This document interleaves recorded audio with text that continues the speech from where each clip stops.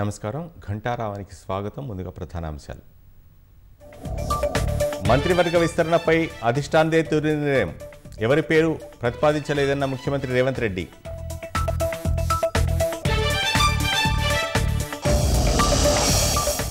కాంగ్రెస్ ముఖ్య నేతలతో విడివిడిగా కేసీ వేణుగోపాల్ మంతనాలు. 1-2 రోజుల్లో పీసీసీ కార్యవర్గం ప్రకటించే అవకాశం.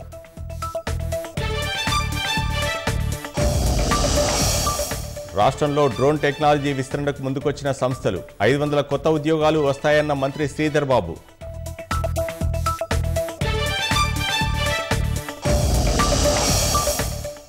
ఖమ్మం జిల్లా బ్రహ్మలకుంట అటవీ ప్రాంతంలో చిరుత సంచారం. ఇంట్లోంచి బయటకు వచ్చేందుకు జంకుతున్న జనాలు.